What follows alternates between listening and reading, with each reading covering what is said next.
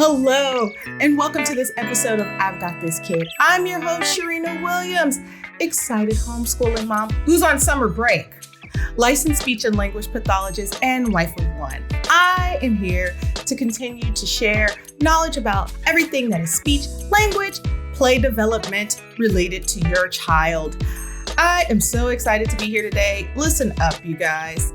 2 big announcements. 1, happy Father's Day to all you dads out there who are just grinding it out and being amazing, learning how to care for your sugars. Man, this day is for you. Chip off the old block. I hope you guys are having a wonderful day. I appreciate you. I had a dad and a grandfather and all kinds of people in my community who were amazing models to me to just shape me into who you see today. And so I understand the value of a father, and I am excited to just celebrate you guys on today. So this is your day, guys. Enjoy. The other thing is, this is the huge announcement. Not that Father's Day isn't huge. Father's Day is pretty huge, but you got to share fathers on this other announcement. The other big announcement is we are moving from bi-weekly podcast episodes to weekly. So now you get to hear from moi every week. Sundays, we will release episodes, and it's great. We have a lot of things lined up. For the next 4 weeks, we're going to be talking about milestones from 12 months all the way to 48 months. And I'm going to be tooling you guys up everything related to speech, language, play, development, and stuff that comes in between. I'm even going to be giving you bonus materials on Friday, but you'll have to go to my actual pages to get that stuff. So we are going to embark on this journey together.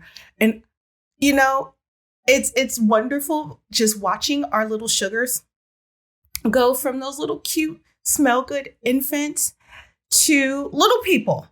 They become little people, and they're so cute. By 12 months, they have like their little waddle walk because they're really trying to get things together. And you see them like switching back and forth on things that they're developmentally focusing on. So you might see 1 week, they're real focused on developing sounds, and you might just hear them going to town and blah, blah, blah, blah, blah, blah, blah, blah, blah, blah. And then that next week, you might see them hit a real big milestone, like they're coasting the couch or they take those first steps. Those are our gross motor milestones. And they kind of trade back and forth. It's very rare that you see a kiddo working on gross motor milestones, like those big movements, and fine motor, those little cute movements, the speech and like picking up things. It's very rare to see both happen in a week. If you do see it happen in a week, like kudos, but you usually see your sugar kind of going back and forth on that. So that's why speech and language and walking happens sometimes around the same time, but it's usually very rare for it to happen like the same day or the same week, because the brain just doesn't work like that. It has to master one thing and then go to the next. So here we are. I'm going to teach you guys how to become milestone masters. Why? This has been on my heart because when you go to the doctor, right? You go to your pediatrician, you have all these checkups.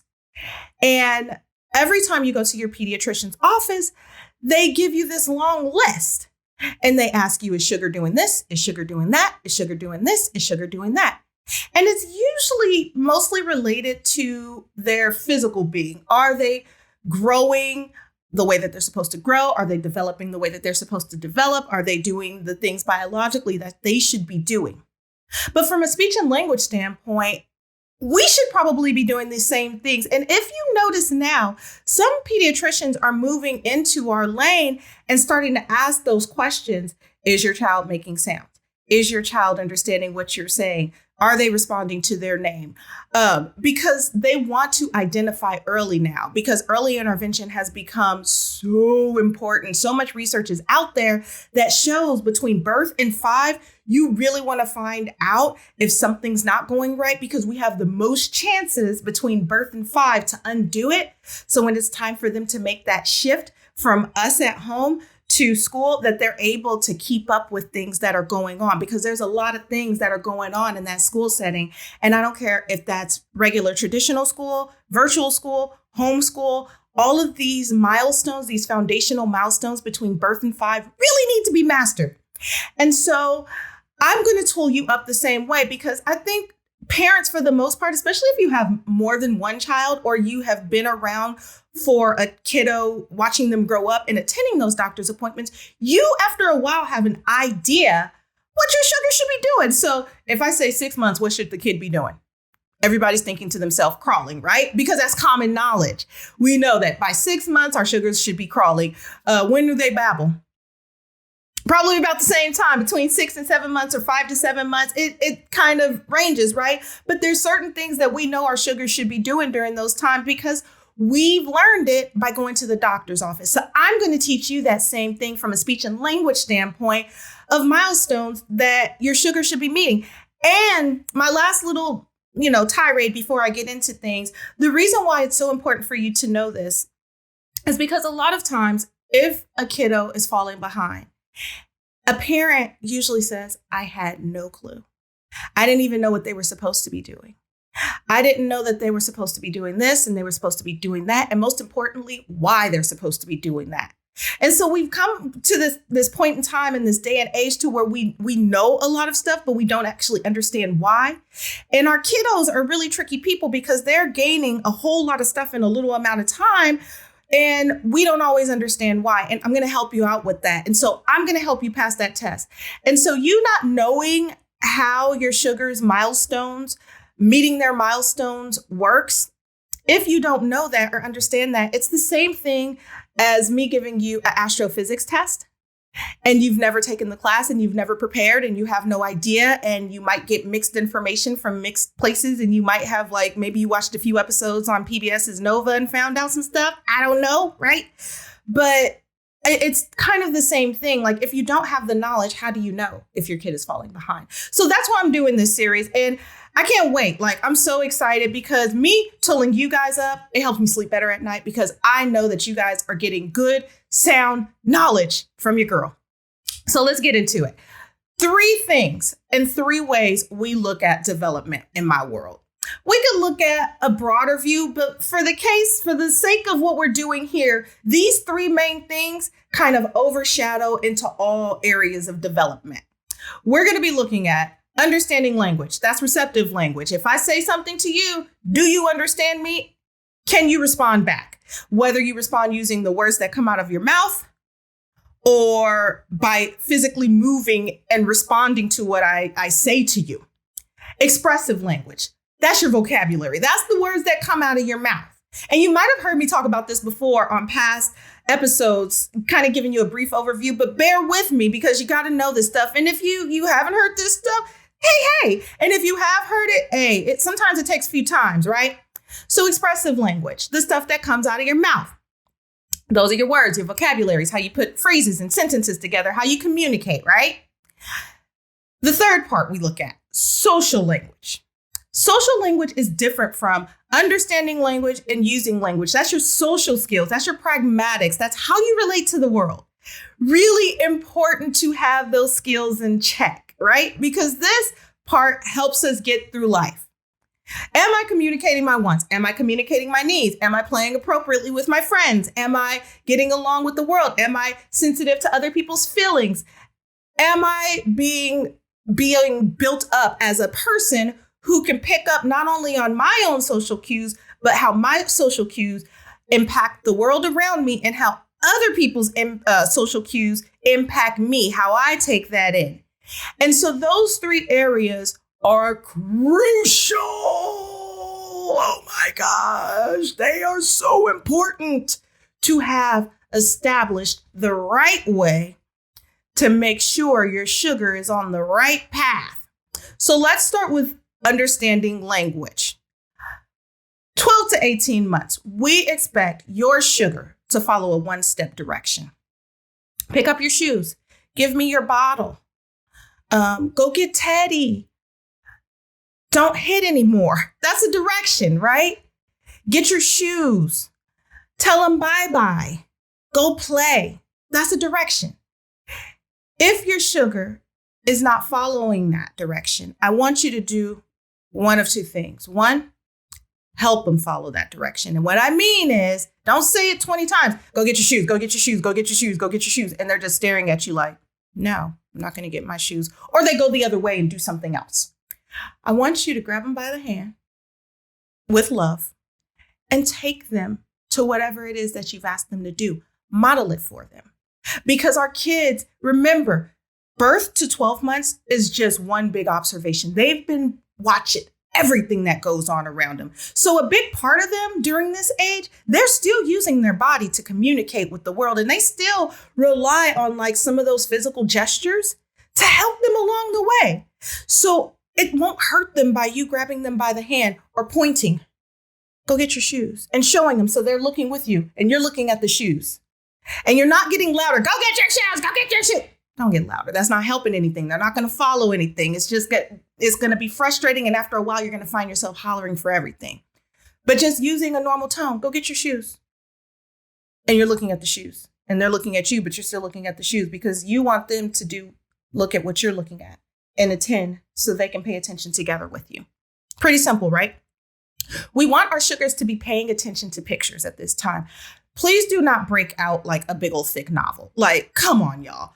Be reasonable. Now, you can read more complex stories and materials to them at night before bedtime. That's fine. That's different. But like when you're sitting down together and you guys are looking at a picture book, try to make sure it's not super busy, 50 things going on. It's like a Where's Waldo for 12-month-olds. That's too much. That's too much.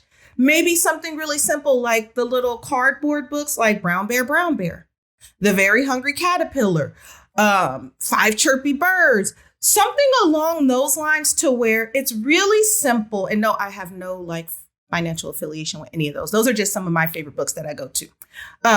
Dr. Seuss is another good one. But I say all that to say, you're looking at the picture book together and you can say, oh, look at the girl running. And they're looking. And they might even be able to point at it. Oh my gosh, show me that little girl who's running.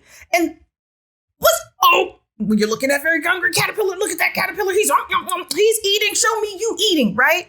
And they're able to like show that reciprocity with you. And they're able to participate with you without either taking the book, taking it over, and going the other way. And you also want to make sure that if you're looking at pictures with them, whatever it is you decide to do, if you read the words on the page, read the whole story cover to cover. But if you're just talking about looking at pictures, then just flip through. Don't ask questions throughout the whole thing. Make it more of a conversation. What are they doing? They're playing, they're eating, they're this, they're that. So that way you're not building up that pressure of they have to perform, they have to perform, they have to say, they have to do. Make it fun. Make sounds. I do it all the time. Even with my big kids, they look at me crazy now. I don't care. I still do it. But try it. Another thing we expect them to do when thinking about understanding language is responding appropriately to give me.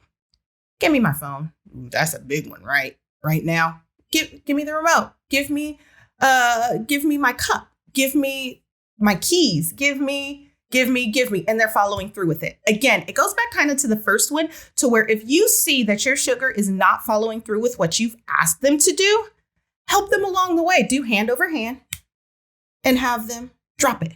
Have them give it to you. It shouldn't hurt. It should be gentle. And again, you should be frustration free during these moments. Identify up to 4 body parts. I can't talk, y'all. They should be able to identify up to 4 body parts on themselves or a doll. Show me your eyes. Show me your ears. Show me your nose. Oh, pretty hair. Show me your hair is beautiful. Show me your hair. Show me your shirt. Oh, that's a very handsome shirt. I love that shirt. Again, we're making it playful. We're making it fun for them. They should be able to understand that. And at that age, they're super proud of everything they do. So they're my shirt, my hair, my eyes. They're excited about that, right? And so you getting in there with them and like not just giving them the quiz, but like talking to them about it and being super animated and having fun with it, they should be able to pick it up really fast. And if they don't do it on themselves, they should be able to do it on a doll or a toy. I don't care what kind of doll or toy. It could be a little cat. It could be a little dog. It could be a little action figure, as long as they're able to identify those parts. Another thing that they should be able to do is understand 50 words. And I know you're like, Cherina, who in the world knows if their kid understands 50 words? Who sits there and measures 50 words or not? Y'all, come on. I'm an easy kind of girl and I like things simple. And I'm going to make it simple for you because I don't think that life should be that complex. And you're right. I'm going to help you. So this is how you'll know. Think about 10 food items. You don't even think about it because they subconsciously know it. Milk, nanas, cheese, cookie, cracker, sandwich, macaroni, food. You can quickly go down 10 food items. Sippy cup, straw, remote, phone. It doesn't take long. And if you quickly categorize that, then you kind of know. Usually parents know if their children do not know 50 words because they'll be like, I ask and they're not showing me much. And again, this is receptive language. So this is different than them saying it. This is just understanding it. Bring me your diaper. Baby wipes. Go to bed. Go to your room. Those are all words that they understand. If they're following through and they're showing you that, and they're giving you some kind of response and going in that direction of whatever it is, by all means, they understand it. Another thing they should be doing, enjoying rhymes and finger plays. Baby Shark is a big one. Baby Shark, Baby Shark. Sesame Street is still huge. I don't think Sesame Street is ever not going to be huge, but Sesame Street's another one. They sing all throughout the show. When my daughter was little, we loved Yo Gabba Gabba. We still pull up those videos. Okay, I still pull up those videos. Love Gabba Gabba. Biz Markie, who can't love them? Anyway, but they should be able to enjoy that. Singing nursery rhymes. The Itsy Bitsy Spider. I like taking nursery rhymes and beatboxing to them, doing silly things with them and changing them. If your sugar is showing some kind of movement to that or dancing to that, or they bring you a book that has that, or they turn on a song that has that, they should be enjoying those things. And those are other ways to get songs into them and get concepts into them without it being in the form of a card or drill. And they learn it much faster that way too. Because it's natural. And when your body is able to physically do, then your brain makes a faster connection with it versus just showing them a picture of it. So that's my spiel on what your sugar should be doing for 12 to 18 months for their understanding language. What they should be doing for using language. Again, that's expressive language. That's their vocabulary, the words that come out of their mouth. That's the stuff that they've built up. Also different from speech. Speech is still the sounds you produce. That's not the same as language. Language are the words. So if it's a ka, and every time that's a car, or a cat, and it's a cat, that's the word for it. That's language. That's their language. If it's baba, that's a bottle. That's language. We count that. Ma, mama, dada, papa, baba. We count it. Got it? So those are the words that they're saying. We expect first words to be around 12 months. Sometimes it's sooner. Sometimes it's a little bit later. We don't want to play around with too much later. If you're not really hearing first words by 14 months, I would honestly consider that a little bit late. And the reason why, unless they just all of a sudden have a boom with language, I expect them to have at least 10 words on the low end by 18 months, on the high end, at least 20 words. And so the later we get past 12 months and we're not building up that language, I get concerned. I want you to send me an email or send a speech therapist an email in your area. I don't care who you reach out to. I just want you to say that this don't look right, feel right, smell right. Let's get some help around that. So yes, we do want to see first words by 12 months, at least 10 words by 18 months, a little bit ahead if you have 20 by 18 months, right? I want to see your sugar using single words and pointing and gesturing to communicate. What does that mean? What does that look like? You see it all the time. You just didn't know the technical term for it. Cat, airplane, airplane, airplane. You've seen it. Flour, cookie, cracker. Yeah, you see them. So they're using their body and their broken language because it's usually pretty broken at that age. So that's why we're not really worried about speech at that age, because they're still figuring out how to motor program their articulators to get the words out. So we just want to hear that they're using that word consistently. And if they are pretty articulate and their speech sounds good, then hey, good job, right?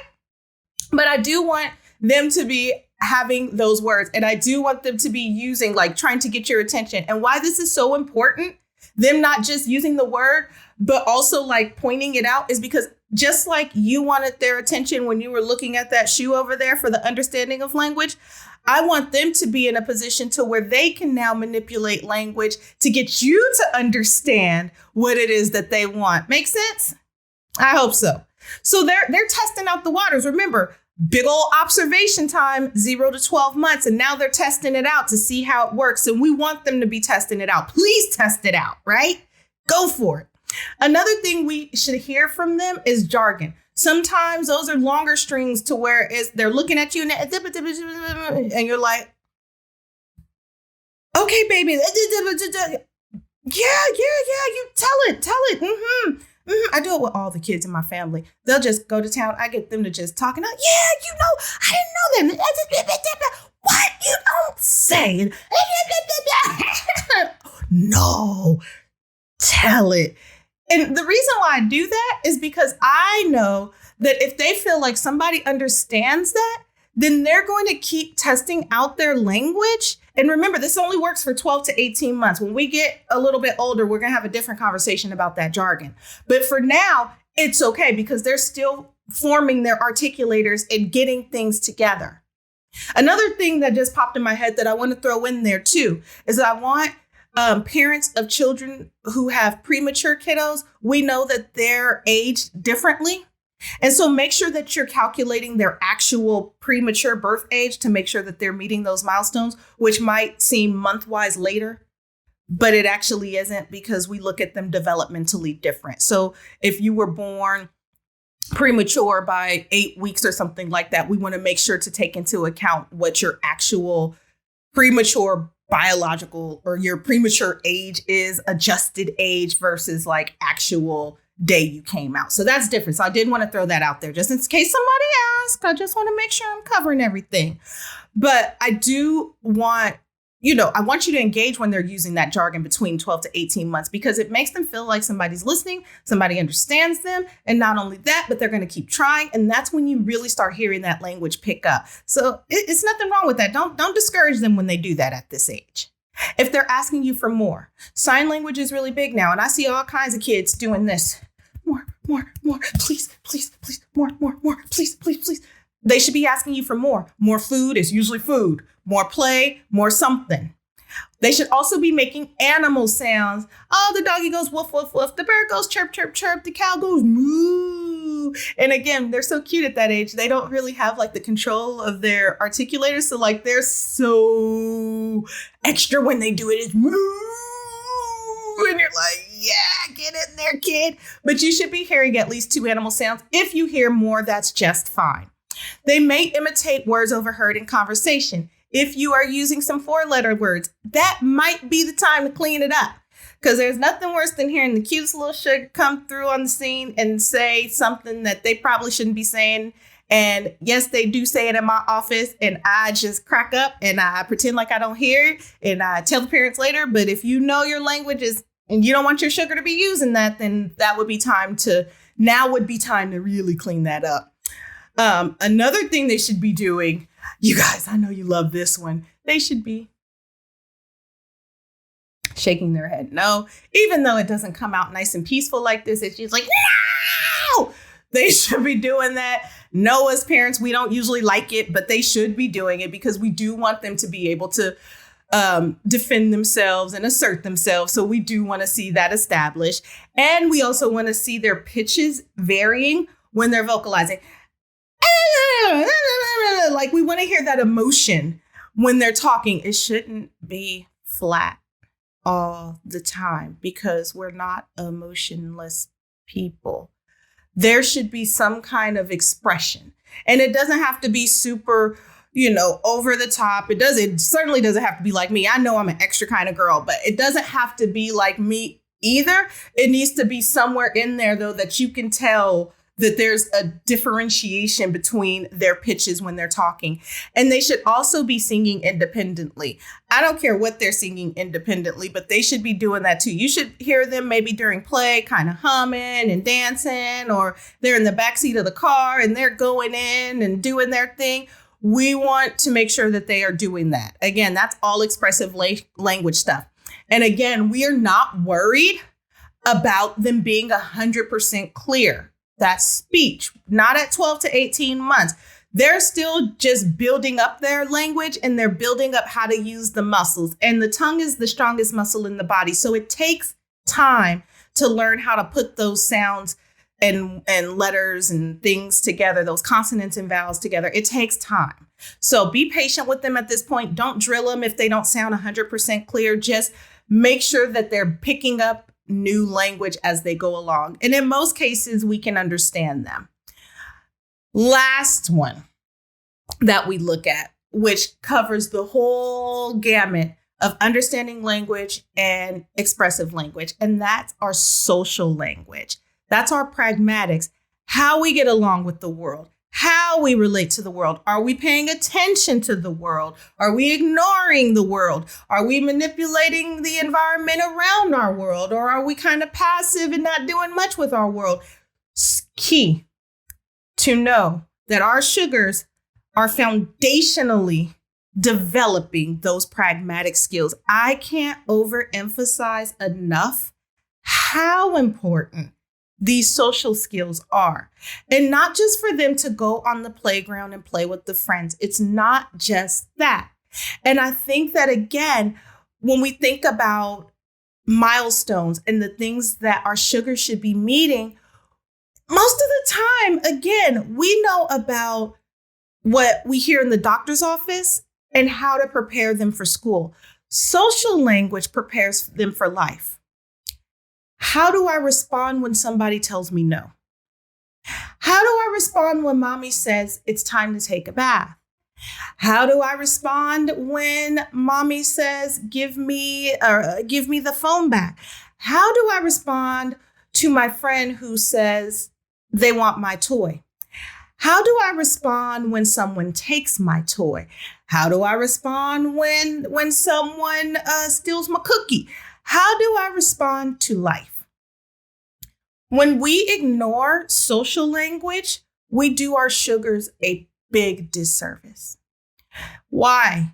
Because if they don't have that foundation of relating to the world and understanding how to use language to relate to the world and how to interact, knowing that we're all different people, even in the same household, we're different people. We have different needs. We have different desires. We have different purposes in life. Everything about us is different. And so when we're not making sure that our sugars are socially ready to deal with the pros and the cons of relating to other people, we push them back. It's not enough to have them be academically ready for school and they know their colors and they know their numbers and they know their shapes and they know, all of these wonderful things, and they're wonderful things to know, without them being able to get through the day and get off of their own terms and get onto somebody else's terms. Or again, being able to advocate for themselves, being able to accept no. A lot of times that's the hardest part. What I see teachers struggling with, and not just with the little ones, but with the big ones, is redirecting and telling the sugar that this is not how it's going to be. This is what I need from you. Our kids no longer know how to deal with that. And it's scary because they're going to have to go to work one day and they're going to have a boss one day. Everybody can't be an entrepreneur. Like, it's just impossible, right? But it's like, we want to make sure that our sugars are able to follow social directions and social cues and accept that some things are going to go their way and some things that are not. And so what we want to see during this time between 12 to 18 months, and yes, I did go off on a tangent because that's something that's very near and dear to my heart. And I want to make sure, again, that we're tooled up in that area. So anyway, what we expect to see during 12 to 18 months is that kids are imitating other kids. I don't need them to be playing together like this. I don't expect for them to play together like this. More like this. They might be a casual onlooker. Little friend has his little car and is going, and your sugar may bounce into the play. If they're jumping and clapping, your sugar might start jumping and clapping. And so that tells us that they're paying attention to what's going on around them and they're trying to be a part of it. They're trying to figure out their scene. They're trying to figure out what works for them and what identifies with them, right? And then we also expect for them to respond to other kids' vocalizations.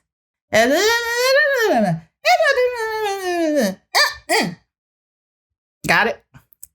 We also expect them to initiate turn-taking routines. It kind of goes back to the imitating other kids, and I want to tie that together a little bit more, because when they are initiating turn-taking routines, just like adults want to fit into their social circles and they find things that identify with them and things that they can relate to, kids are the same way. That's why this is so important at this age for them to be comfortable with that process. And so we want to see them finding people that they identify with and then asking them to play. Bobby loves the sandbox. I love the sandbox. I'm going to ask Bobby, pay. Sandbox. Come on. Real simple, real basic, right? They're starting to identify socially the people they identify with, the people they relate to. That's huge. Why we want to take that away from the babies? Let them be great. We want them to be able to establish that. And so we also want to see them using vocalizations more frequently during interactions. And that kind of goes back to little Sugar and Bobby are in the sandbox and they're talking back and forth. Maybe they fall out over the little pail because they want the same pail, and they can't agree on that. And they're going back and forth. And then you might see, again, they're still using their body. You might see little Bobby push little Sugar push little Bobby, because they don't have quite enough language to get through a whole conversation or a full fallout. And so it usually gets physical at this age. It's not because they're trying to be mean. Okay, sometimes they're trying to be mean, but in other cases, they're just trying to figure it out socially. How do I advocate for myself? They're advocating for themselves. They want what they want, and they don't always have all the language they need to get what they want. And so they just, yeah. And then we come in and we help them as the adults, and we show them what to say, or we provide an alternative that meets everybody's needs. Or if they just go wild crazy and they're just not listening to reason, then we take it away and we move on to live another day, because toys are not something that the kids need. It's something that they want. And if they can't follow the rules, then guess what? You get nothing. I'm good for giving nothing. I will tell you in a heartbeat, I will give you nothing in a heartbeat. I am fair until you make me become unfair. That's simple. The final thing that I expect is to see the Sugars using more words during turn taking. Is this a contradiction to what I just said? No, it's not a contradiction to what I just said. The reason why it's not a contradiction is because, again, they're going to use more words during turn taking. Think about what they had a few months before. So if you have an 18-month-old who has maybe 10 words, a few months ago, they may have had 5 words. A few months before that, they may have had 3 or 2 words, 1 word. So yeah, you're going to see more words. It's just not going to be a lot of words.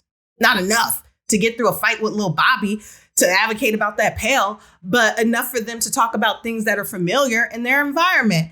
And so that's why we want to make sure that we see the language building up the way that it's supposed to build up. And this is why I advocate so much for you guys to not use technology as the teaching tool for the Sugars. I think technology has a great place. And before I go off on another tangent, I'm just going to say, I think that technology has a great place, but not for establishing social skills. That's nothing that could be learned on a screen for those Sugars. That's something that they have to live out over and over and over again in order to master it and perfect it. And guess what? Social skills is not something that you actually perfect, because guess what? Everyone in this world is different.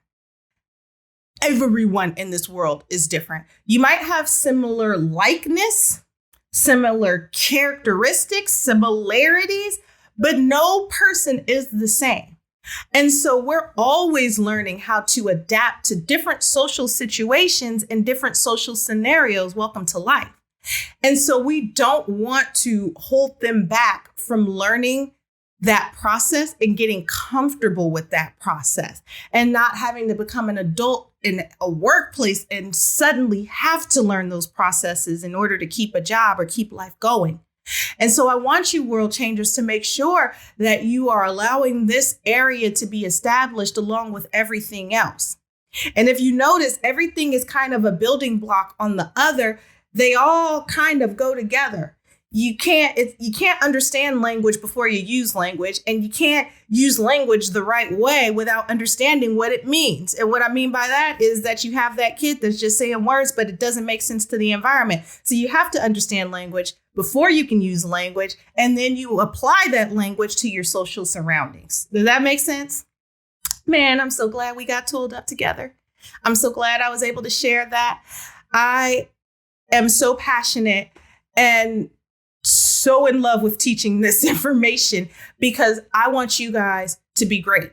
I want you to be great at understanding your child. I want you to be able to have everything you need to meet them where they are, because you are the best vehicle to get them where they need to go in life. And with me giving you guys this information, it gives you that understanding on what my child should be doing. Do I understand their personality enough to then integrate this information in there into our everyday life? I don't want to make you something that you're not.